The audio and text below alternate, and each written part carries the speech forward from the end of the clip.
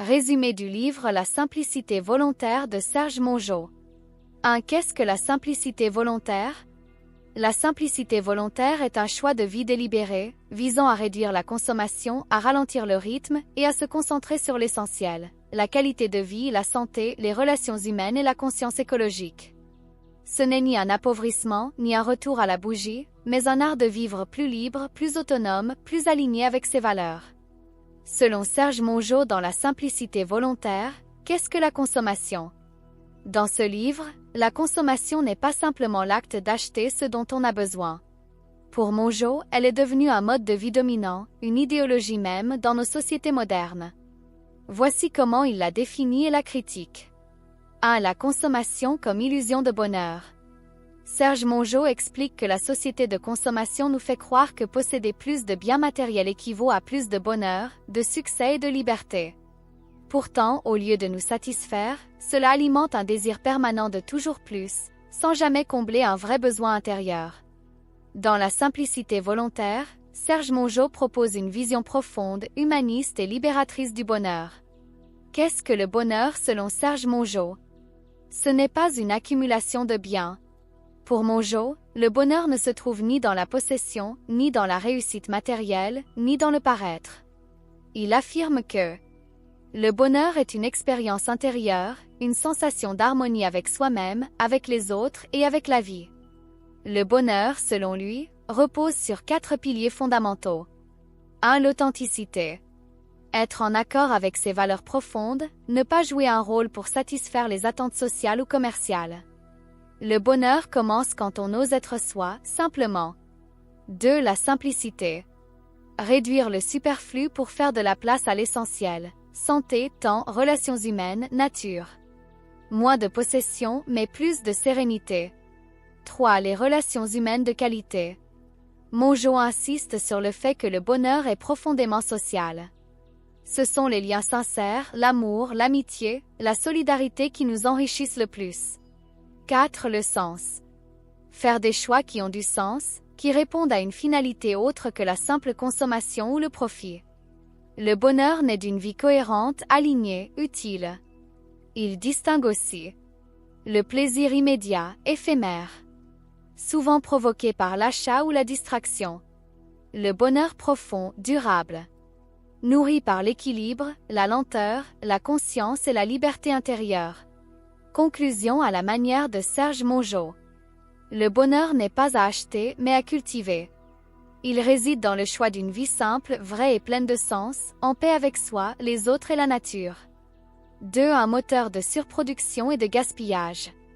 Il montre aussi que cette logique pousse à produire toujours plus, à exploiter les ressources, à créer des besoins artificiels, publicité, mode, gadgets et à générer du gaspillage, tant matériel qu'humain. 3. La consommation comme aliénation. Mongeau va plus loin. Consommer devient un acte mécanique, souvent inconscient. On travaille davantage pour acheter davantage, et on sacrifie temps, santé, liens sociaux pour des objets qui ne procurent qu'un plaisir éphémère. C'est une forme d'esclavage moderne, selon lui. 4. La consommation raisonnable comme acte de liberté. Il ne dit pas qu'il faut tout rejeter. Consommer est nécessaire, mais de manière consciente, libre et responsable. Pour Mongeau, choisir ce que l'on consomme, c'est reprendre le pouvoir sur sa vie et refuser d'être manipulé par le système marchand. Pour Serge Mongeau, la consommation n'est pas neutre. Elle peut être une prison douce ou bien, si elle est volontaire et consciente, un outil de liberté. Dans La simplicité volontaire, Serge Mongeau traite de l'appauvrissement d'une manière très différente de la vision matérialiste habituelle. Qu'est-ce que l'appauvrissement selon Serge Mongeau? Ce n'est pas simplement avoir moins d'argent ou de biens. Pour Mongeau, l'appauvrissement véritable ne réside pas dans la réduction des possessions ou des revenus matériels, mais dans la perte de qualité de vie, de liberté, de santé ou de sens. Il distingue 2 types d'appauvrissement. 1. L'appauvrissement matériel réel, à éviter. C'est celui où une personne n'a pas de quoi répondre à ses besoins de base, se nourrir, se loger, se soigner, s'instruire. Cet appauvrissement est une réalité sociale à combattre. 2. L'appauvrissement perçu, illusion sociale.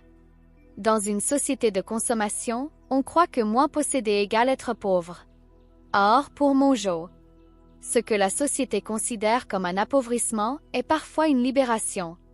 Par exemple, et vivre dans un logement plus petit peut libérer du temps et réduire le stress. Et avoir moins de gadgets peut augmenter l'attention, la créativité, la paix mentale. Et gagner moins mais avoir plus de temps pour soi, c'est parfois être plus riche.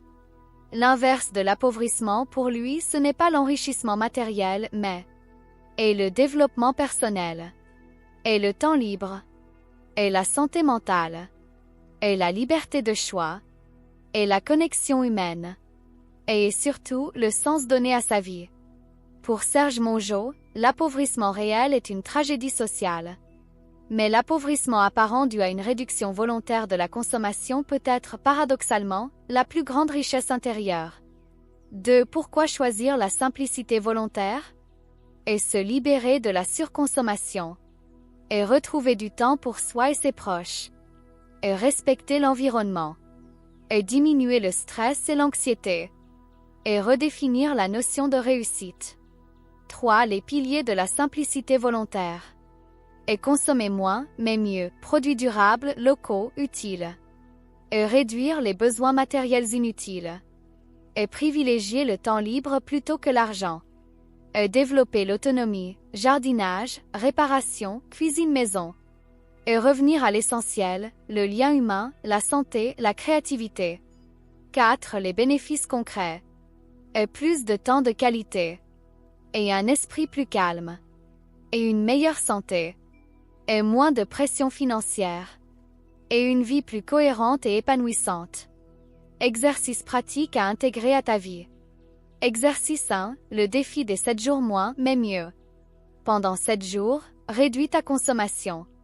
Et n'achète rien de non essentiel. Et cuisine tes repas. Et utilise les transports doux, marche, vélo. Et note ce que tu ressens chaque soir. Résultat, plus de présence, de créativité et de paix intérieure. Libère-toi de la société de consommation, la simplicité volontaire avec Serge Mongeau. Bonjour et bienvenue sur l'art de réussir, la chaîne des grandes connaissances éducatives. Aujourd'hui, je te présente un livre qui change des vies, La simplicité volontaire de Serge Mongeau. Ce livre nous invite à sortir de la course folle de la consommation, à ralentir, et à choisir une vie plus pleine de sens, plus humaine et plus alignée avec nos vraies valeurs. Voici 3 grandes idées à retenir. 1. Réduire nos besoins ne nous appauvrit pas, ça nous enrichit. 2. Moins consommer, c'est plus vivre. 3. La simplicité, c'est la liberté de choisir l'essentiel. Dans la description de cette vidéo, tu trouveras une fiche PDF gratuite avec des exercices pratiques pour appliquer ces principes dès aujourd'hui. Si cette vidéo t'inspire, aime, commente, partage et surtout abonne-toi à l'art de réussir, la chaîne qui t'aide à vivre mieux et réussir autrement. Et toi, que serais-tu prête à simplifier dans ta vie? Dis-le-moi en commentaire, j'ai hâte de te lire. À très vite pour une nouvelle vidéo inspirante.